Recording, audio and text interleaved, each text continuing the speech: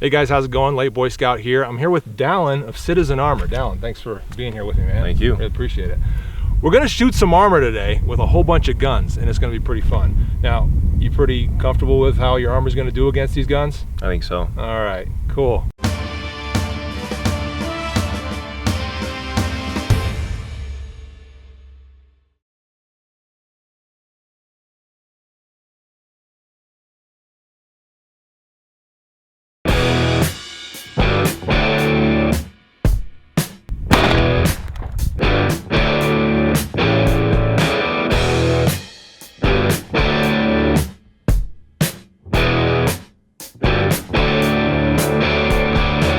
But first, let's talk a little bit about your company and some of your products.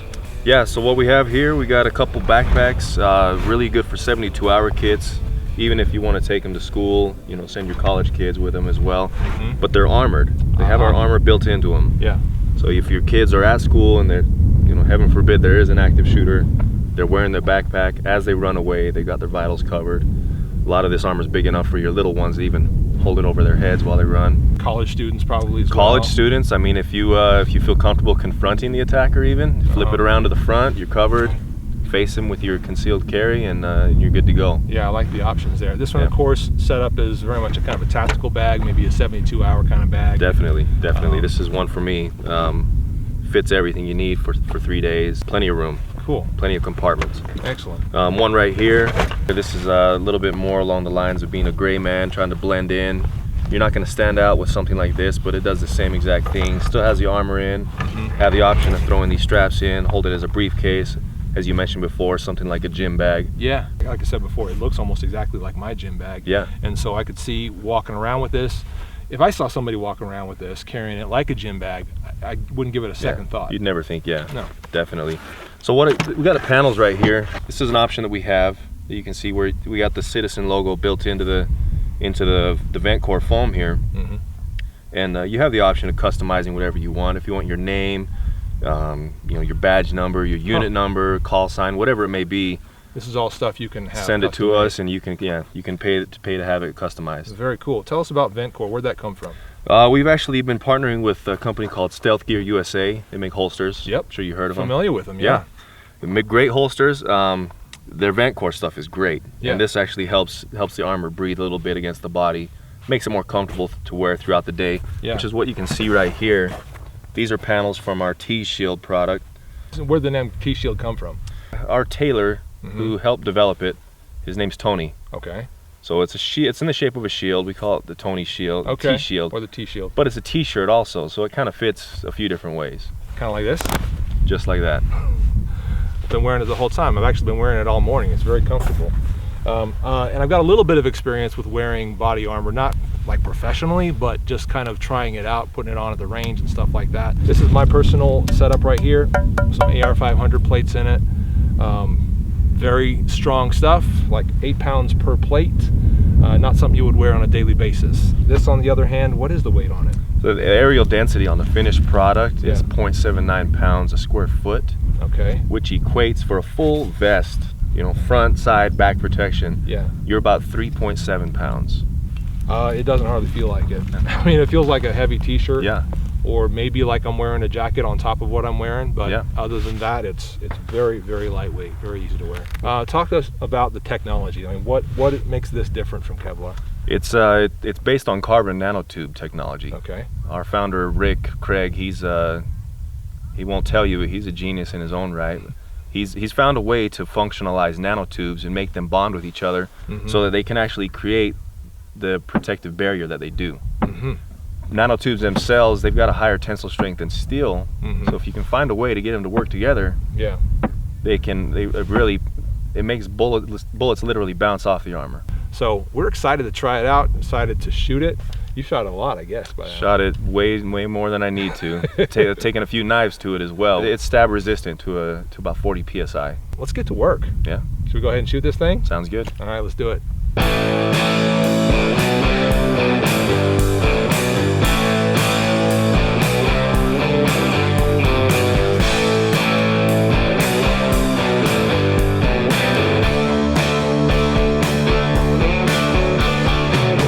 before we start shooting, I just wanted to explain the clay a little bit. This is what the NIJ uses to test back phase deformation, which is basically the dent that would happen to your body when the armor stops the bullet. NIJ allows up to 44 millimeters for level 3A armor. Well, I wouldn't be surprised if we see ours around half of that. All right, let's start off kind of small and simple. We've got the Ruger LCP in 380. This one's shooting that Hornady Zombie Max, basically critical defense. Let's go ahead and see how this does against the armor.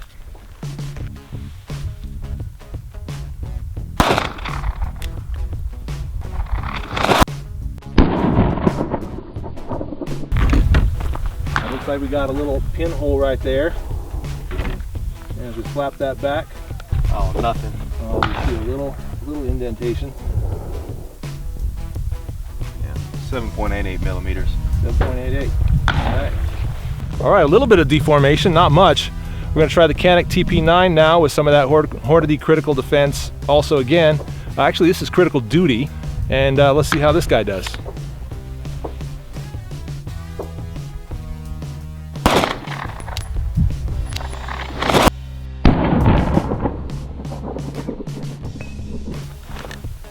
A little bit more deformation there with the higher caliber. Still 19.5. Mm-hmm. And we can see that it did break the fabric on the back right here. That's always going to do it. That's just the kinetic energy getting through the armor. Makes sense. And there's your bullet. Found it. Sweet. Stepping it up, of course. This time, Glock 23 and 40 cal. Once again, Hornady critical defense. Pretty common round.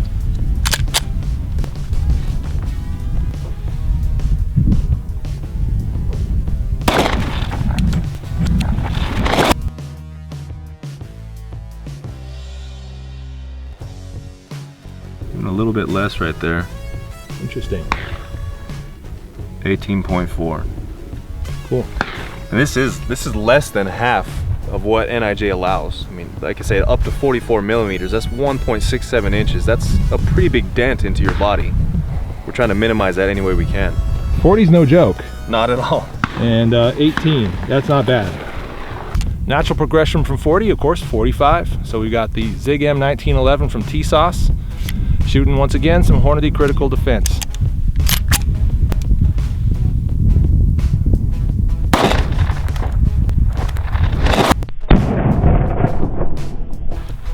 How's it look? About the same. It gets to the point where it's about the same every time. Showing 18, 19? 20.1. Okay. All right, at this point we're gonna go for some less common rounds. What we have here is the 9x18, or the 9mm Makarov. Through a Makarov, a Bulgarian Makarov that I got from J&G Sales. Let's go ahead and shoot this guy and see how it does.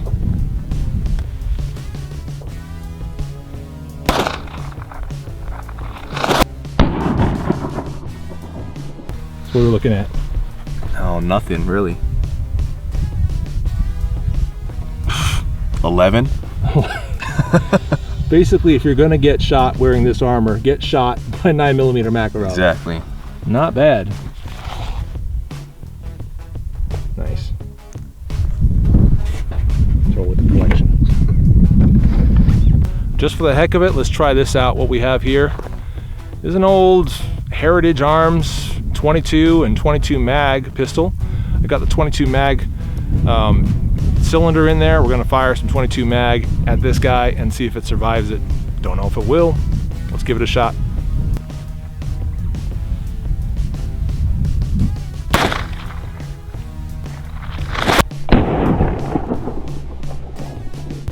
Okay, there's our 22 mag hole. What do we got?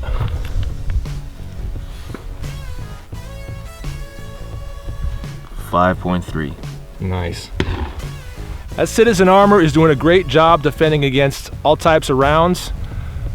Yeah, it's kind of getting boring here, so I thought I'd liven things up a little bit. 45 FMJ. Let's unload on this thing and just see what happens.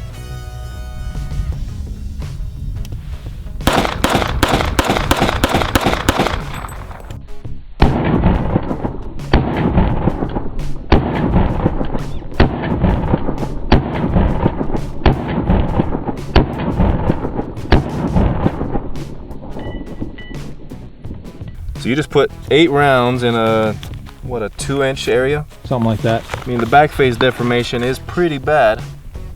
We may still be under the 44 millimeter mark. I'll have to run and check, but. What the? Holy crap. 8 rounds of 45 FMJ in a 2-inch circle. Still only 31 millimeters.